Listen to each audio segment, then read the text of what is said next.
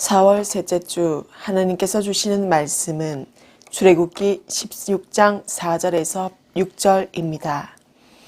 그때 여호와께서 모세에게 이르시되 보라, 내가 너희를 위하여 하늘에서 양식을 비같이 내리리니 백성이 나가서 일용할 양식을 날마다 거둘 것이라.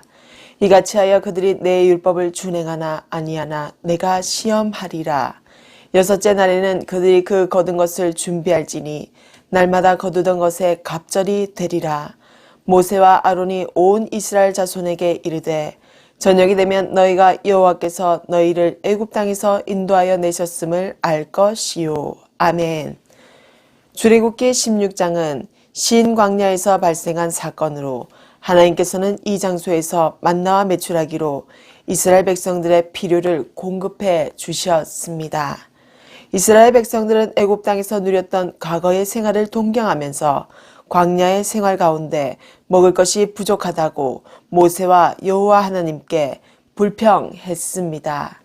하나님께서는 모세에게 자신이 백성들에게 하늘의 양식을 줄 것이며 안식일 전날인 여섯째 날에는 2배의 양식을 거두게 될 것이다 라고 약속하셨습니다. 모세와 아론은 이스라엘 백성들에게 하나님께서 그들의 원망과 불평을 들으시고 저녁에는 고기로 아침에는 만나로 공급해 주셨으므로 그들이 여호와의 영광을 볼 것이라고 대언하였습니다. 하나님께서는 약속하신 대로 저녁에는 메추라기를 아침에는 만나를 땅에 내려주셨습니다. 모세는 이스라엘 백성들에게 양식에 대한 몇 가지 제안을 제시했습니다. 첫째는 평일의 양식은 다음 날까지 남기지 말라는 것이었습니다. 둘째는 안식일 전날에는 이틀 분량의 양식을 거두라는 것이었습니다. 그러나 일부의 백성들은 이런 하나님의 말씀에 순종하지 않고 평일의 음식을 다음 날까지 두기도 했고 안식일의 양식을 얻기 위해 나가기도 했습니다. 이런 불순종으로 인하여 백성들은 여호와 하나님과 모세로부터 책망을 들었습니다. 모세는 하나님의 말씀대로 하늘의 양식이 만나 한 오멜을 항아리에 간수하여 후손들에게 하나님께서 광야 가운데 백성들의 필요를 채워주셨다는 사실을 교훈하도록 지시했습니다. 아론은 모세를 통한 여호와 하나님께 지시대로 만나가 담겨진 항아리를 증거판 안에 두어 잘 보관했습니다.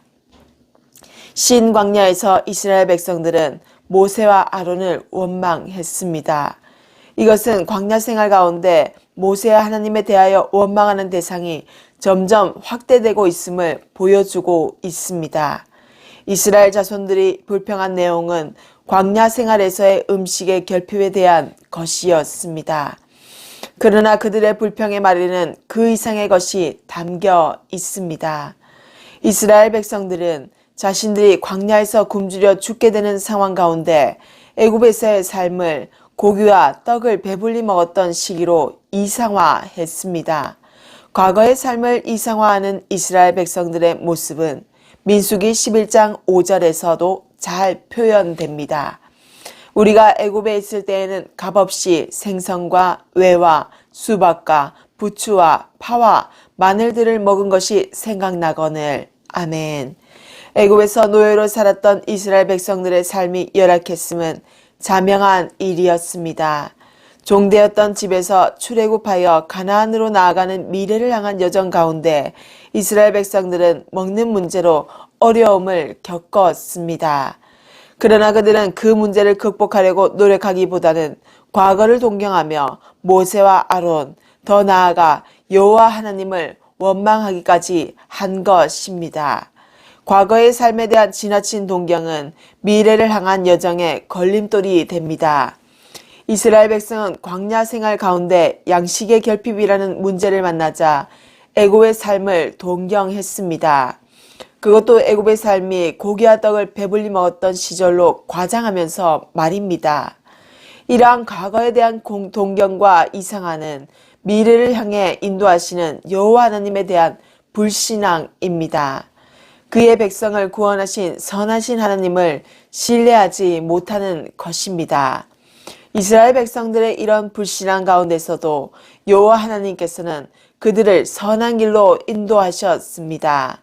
백성들이 애굽에서 고기와 떡을 배불리 먹었다고 과장된 말은 이후에 하나님께서 이스라엘 백성들에게 고기와 떡을 공급해 주실 것을 예시하는 역할을 합니다.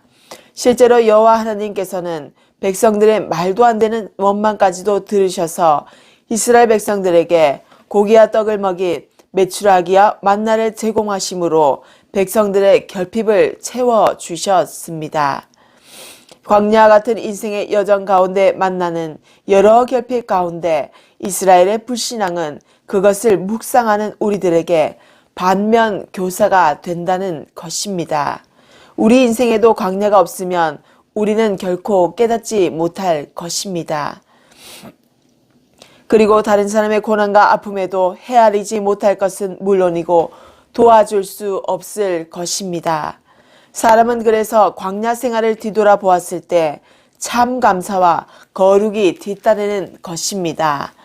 우리가 아무리 우리 계획대로 살려고 발버둥 쳐봐도 우리는 하나님께서 역사하지 않으시면 우리의 삶은 헛되고 공허한 것일 뿐입니다. 많은 것을 깨닫고 아는, 즉 우리가 볼 때 도가 텄다고 하는 득도한 삶을 사는 사람들은 알고 있을 것입니다. 인생에서 진리가 무엇이며 우리가 어디로 가는지를, 우리의 인생의 진리는 하나님께서 명하시는 삶을 사는 것이고 우리는 천국 본향을 살면서 복음을 전도하는 삶을 살아야 하는 것입니다. 우리는 매우 빈곤하고 미약한 존재입니다. 그러나 예수님을 만나고 성령님을 만나게 되면 우리의 삶은 환경을 둘러싼 하나님의 예정하심을 알고 그 뜻에 순종하는 삶을 배워나갈 것입니다. 삶이 고해하고 평범하게 산다 한들 예수님 없는 삶은 참으로 불행한 삶입니다. 그래서 우리는 예수님을 원하고 그 뜻에 부응하는 삶을 살기를 간절히 하나님께 말씀과 기도로서 믿고 의탁하여야 한다는 것입니다. 삶은 내 것이 아닙니다. 이스라엘 백성들은 광야 생활에서 불평불만하면서 결국 가나안 땅에 들어가는 것에 실패하였지만 그 이변에는 다른 모습도 있는 것입니다. 바로 하나님을 광야 생활 중에도 알게 되고 하나님께서 행하시는 기적과 체험으로써 믿게 되었다는 것입니다. 그들의 삶이 우리의 삶과 같다는 것입니다. 삶은 이면적인 요소가 가득하고 선과 악이 내 마음속에서 영적 전쟁을 하면서 하루하루를 싸우면서 승리할 때도 있고 좌절할 때도 있다는 것입니다. 그래서 우리는 불평하고 욕설을 하고 화가 나도 하나님 한 분만을 생각하며 인생의 광야 생활을 하나님께 의탁하는 삶으로 나아가야 한다는 것입니다. 사람의 신앙과 믿음은 평상시에는 티가 나지 않습니다. 믿음은 고난이 왔을 때 어떻게 받아들이냐에 따라서 달라집니다. 우리의 삶이 평안할 때는 넓게 생각해보면 믿지 않는 사람과 동일한 삶을 사는 것처럼 보일 때도 있다는 말입니다. 그러나 우리의 삶에서 예기치 못한 슬픔과 고난이 왔을 때 우리의 믿음이 하나님께 더 가까이 다가가느냐 마느냐가 진정의 믿음의 진가를 발휘할 수 있는 보편적인 하나의 장이 될 수 있다는 것입니다. 확신에 찬 믿음은 겸손합니다. 말씀이 가득 채워진 영혼은 오직 하나님만이 하실 수 있다고 생각하게 됩니다. 우리는 믿음의 표현법을 배워야 합니다. 하나님이 하셨습니다. 하나님께서 우리의 삶을 이기게 해주실 것이다 라고 믿음으로 반응하는 것을 더 이상 미루지 말고 표현해야 하는 것입니다. 억지로라도 표현하게 되면 시인한 그 입술을 주님께서 좌정하셔서 마땅히 받아야 할 고난의 광야 생활을 능히 이기게 해주시는 축복을 허락하신다는 것을 기억하시기를 바랍니다. 이스라엘 백성들의 불평에 대하여 여호와 하나님께서는 모세에게 약속을 주셨습니다. 하나님께서는 이스라엘 백성들을 위하여 하늘의 양식을 주시고 백성들은 그 양식을 날마다 거둘 것이라고 말씀하셨습니다. 이처럼 하나님께서 주실 양식은 인간이 수고하여 얻은 땅의 소산이 아니라 전적으로 하나님께서 주시는 하늘의 양식이요 은혜의 양식인 것입니다. 하나님께서 하늘의 양식을 주시는 목적은 그들이 나의 율법을 준행하나 아니하나 내가 시험하리라는 것이었습니다. 신명기 8장 2절에서 3절 말씀은 여호와 하나님께서 이스라엘 백성들을 40년 동안 광야의 길을 걷게 하신 목적을 그들이 여호와의 명령을 지키는지 지키지 않는지 알기 위함이며, 광야에서 만나를 먹이신 것은 사람이 떡으로만 사는 것이 아니라 여호와의 입에서 나오는 모든 말씀으로 사는 것을 알게 함이라고 말합니다. 여기서 내가 시험하리라는 의미를 두 가지로 해석할 수 있습니다. 첫째는 하늘의 양식 만나는 이스라엘의 순종과 믿음을 시험하는 규정들의 제한을 받아야만 한다는 것입니다. 둘째는 하나님께서는 이스라엘 백성들이 그들의 구체적인 삶에 있어서 하나님을 전적으로 의지하라는 교훈을 가르치기 위하여 이스라엘에게 굶주림을 겪게 하신다는 것입니다. 이와 같이 하나님께서 하늘의 양식을 주시는 목적은 이스라엘 백성들이 하나님의 말씀에 순종하는지 확인하기 위함이었습니다. 하늘의 양식에 대한 말씀에 이어서 하나님께서는 안식일과 연관된 규정을 말씀하셨습니다. 비록 여섯째 날에 갑절의 분량을 거두라는 말씀이 있지만 이 말씀은 안식일을 전제로 한 규정인 것입니다. 즉 제7일째에는 안식일로 일을 할 수 없기 때문에 그 전날인 6일째 되는 날에 이틀분의 양식을 거두라는 것입니다. 이후에 언급되는 안식일에 대한 구체적인 말씀은 이러한 이해를 분명하게 합니다. 그러므로 이스라엘의 불평에 대하여 하나님께서 모세에게 주신 약속은 하나님께서 하늘의 양식을 백성들에게 주실 것이며 여섯째 날에는 갑절의 분량을 거둠으로 안식일을 지키라는 말씀인 것입니다.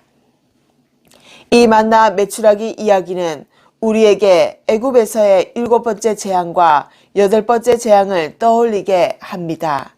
7번째 재앙에서 하나님은 하얀 우박을 비오듯이 쏟아부어 사람과 먹거리에 피해를 준 반면 이스라엘 사람들에게는 하얀 만나를 비오듯이 쏟아부어 주었습니다.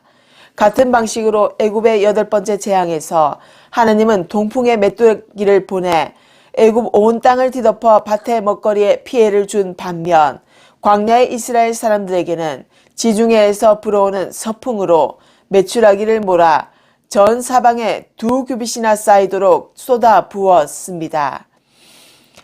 만나는 한 명이 하루에 한 오멜시만 취하여야만 하며 6일째는 다음날 안식일부까지 합하여 취하도록 했습니다. 그리고 매일매일 취한 것은 그날 먹도록 하였습니다. 남긴 것은 벌레가 생겨 먹을 수 없게 되었습니다. 따라서 만나는 광야 시대에 일용할 양식이었습니다. 이스라엘 사람들은 광야 생활 40년 동안 만나를 먹었는데 이 만나는 이스라엘 사람들이 요단강을 건너 길갈에 이르러 진을 치고 여리고 평지에서 유월절을 지킨 이틀 후 그 땅에 소산을 먹게 된 날 마침내 그쳤습니다. 만나 메추라기 이야기에서 우리는 몇 가지 중요한 메시지를 얻을 수 있습니다. 첫째, 원망과 불평도 습관이 된다는 것입니다. 이스라엘 사람들은 마라에서 쓴 물을 단물로 바꾼 하나님의 능력에 의한 기적을 경험하고도 신광야에 이르러 먹을 음식이 부족하자 또다시 하나님을 원망했습니다. 분명 인간은 망각의 동물이며 하나님은 인간에게 망각의 축복을 주었습니다. 그러기에 인간의 기억력에는 분명 한계가 있습니다. 사람이 살아가면서 잊어버려야 할 좋지 않은 일들을 잊지 못하고 평생 기억하며 살아간다면 얼마나 불행하겠습니까? 아마도 마음이 지옥과도 같을 것입니다. 그러나 기억해야 할 것과 망각해야 할 것을 구별하지 못하면 더 큰 불행을 자초할 수 있습니다. 은혜는 적어도 기억하고 미움은 커도 기억하지 말라는 말이 있습니다. 이스라엘 사람들은 앞서 여러 차례 경험한 하나님의 능력과 보살핌을 망각하고 어려움에 처하자 다시 불평하고 있는 것입니다. 둘째, 주기도문의 가르침대로 일용할 양식에 만족할 수 있어야 합니다. 그날 먹지 않고 남겨놓은 만나는 변질되어 먹을 수 없었던 것을 주목할 필요가 있습니다. 이것을 저축의 미덕과 배치되는 것으로 해석하는 것은 잘못입니다. 만나의 교훈이 주는 것은 욕심이 부패를 가져온다는 것입니다. 셋째, 만나를 항아리에 담아 성막 증거판 앞에 보관하라는 명령대로 기독교인은 하나님의 능력과 은혜, 도우심의 사실을 기억하고 신앙적으로 전승해야 합니다. 이처럼 세 가지를 살펴본 결과 우리는 기억해야 할 것이 있다는 교훈과 미덕을 안겨다 줍니다. 하나님의 전지전능하심, 그 이하를 생각지 말고 그 이상을 생각하라는 것입니다. 신의 초월적인 사랑에 즉각 반응하여 우리가 무엇을 지키고 무엇을 버려야 하는지를 기억해야 할 것입니다. 우리는 너무나도 숨이 옥죄어오는 세상살이라는 쳇바퀴를 돌고 있습니다. 세속적 열망과 가정을 먹여 살려야 한다는 압박감에 세상의 때가 묻어서 늘 반복되는 삶의 여정을 하루하루 근근히 버티어내며 살아가고 있다는 것입니다. 믿음이 기초하지 않으면 남은 가족들은 구원받지 못한 애통함에 애가 끓을 수밖에 없습니다. 하나님의 말씀을 듣기는 하나 돌짝밭에 뿌려진 씨처럼 금방 사라져버리는 안개와도 같은 믿음이 우리가 삶을 살아가는 세상과 교회 안에서의 원주소라는 것입니다. 믿지 않는 사람들에게 지옥 이야기를 하면 발끈하며 네가 지옥에 가봤냐는 식으로 화를 내곤 합니다. 그런데 이러한 문제의 심각성은 우리 믿는 사람에게도 지옥 이야기를 하면 거부감을 드러내거나 역효과가 발생한다는 것입니다. 우리가 지금 살아가는 의미가 무엇이겠습니까? 우리만 잘 살고 우리 안에 울타리를 쳐서 테두리 안에서 갇힌 채로 우리의 믿음이 세속적인 잘 먹고 잘 살자라는 복만을 바라고 있는 것은 아닌지 생각해야 하는 아주 심각한 문제라는 것입니다. 교회를 다닌다고 해서 믿음이 있는 것은 아니라는 말입니다. 교회를 다녀도 그저 연례 행사처럼 여기며 또는 치일피일 미루어가면서 우겨쌈을 싸듯이 교회를 다니는 사람들도 많이 있습니다. 교회를 다닌 연수가 중요한 것은 아닙니다. 물론 오랜 경험과 하나님을 아는 지식에 해박한 경우도 많습니다. 그럴 때일수록 우리는 점점 아래로 내려가야 합니다. 우리는 머리에서 마음으로 내려가야 하는 방법을 배워야 합니다. 곧 물에 빠져서 죽을 위험에 있는 사람에게 말씀의 지식을 전달하는 것이 무슨 소용이 있겠으며 율법에 의존하여 산 삶이 무슨 소용이 있겠냐는 말입니다. 물에 빠져 죽어가는 사람에게는 하나님의 영이 임하셔서 그 사람을 구출하기 위해서 살려달라고 하나님께 부르짖어야 한다는 것입니다. 사람을 살리기 위해서는 급박한 상황 판단과 그동안에 자신이 하나님을 만난 체험들이 삶의 내공으로 쌓여서 도울 수 있는 행동을 발휘할 수 있다는 것을 잊지 마십시오. 이스라엘 백성들이 출애굽을 하여서 험난한 삶을 살게 되지만 지금까지도 이스라엘 백성들이 현존하는 이유는 하나님의 말씀이 그대로 전승되고 믿음의 유산이 잘 보존되었기 때문입니다. 우리의 믿음의 유산이 되어서 후손들에게 전달이 된다면 그보다 더한 기쁨과 축복이 어디에 있겠습니까? 우리 모든 상황 가운데 가지각색으로 다양하게 삶을 살아가는 사람들에게 믿음을 전파하고 또 같이 천국잔치에 참여하는 기쁨을 누릴 수 있게 하는 것이 우리의 사명자이자 전달자로서의 책임입니다. 우리만 잘 살자는 것은 고립된 교회와 고립된 사회를 만들어갈 뿐입니다. 우리는 이 땅에서의 영화를 누리기 위해서 사는 존재가 아닌 것입니다. 우리는 이 땅에서 이룩하시고 재림하시는 예수 그리스도를 믿음으로 전파하기 위해서 사는 사람들이 되어야 한다는 것을 기억하시기 바랍니다. 그래서 우리는 그 결과 하나님의 사랑을 아는 자는 그의 날수가 오래되어도 믿음의 본질은 오래도록 보존되며 기억될 것입니다. 믿음의 하루하루를 축적하고 마치 쌓은 믿음을 절대로 놓치지 않겠다는 하나님을 절대로 놓치지 않고 내 뜻이 아닌 하나님의 뜻으로 순종하면서 삶을 살아가겠다는 믿음의 굳센각오를 하시는 저를 포함하여 여러분 안에서 그러한 삶들이 되시기를 간절히 바라옵고 간구드립니다. 기도하겠습니다. 주님, 참으로 값진 보배의 믿음이 고난의 완성을 통하여 만드시고 빚어주셔서 너무나도 큰 감사와 영광을 올려드립니다. 우리의 실존적인 문제는 우리의 믿음이 없음을, 그리고 너무나도 부서지기 쉬운 존재들이기에 믿음의 부족함과 결핍이 생기게 만든 장본인이 우리 자신이라는 것을 반성하면서 오늘도 주님께 회개하는 심정으로 기도를 올려드립니다. 우리의 부족한 형상이 하나님께서 계획하신 모든 계획 안에서 부족함이 겸손함의 열매가 되어서 우리가 삶을 살아갈 때에 어떠한 고난이 와도 흔들리지 않는 오랜 경험을 통한 노련미가 있는 벳사공처럼 우리도 절대로 우리의 마음의 방주가 흔들리지 않는 믿음의 용사가 되게 하여 주옵소서. 주님의 사랑에 반응하고 주님의 말씀에 순종하여 저를 통하여 전달되는 말씀들이 하나도 떨어지지 않고 말씀의 마음밭에 안착할 수 있게 하소서.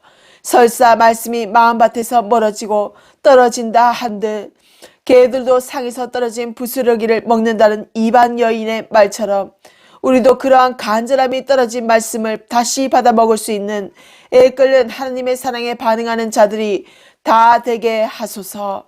오늘도 말씀하시고 내일도 말씀하시고 하루하루 매일매일 주시는 말씀으로 고난 예방 주사를 너무나도 많이 맞아서 어떠한 고난이 닥쳐온다 해도 우리는 하나님의 예방 주사를 맞았기에 능히 이겨낼 수 있는 믿음의 접종자들이 다 되게 하소서.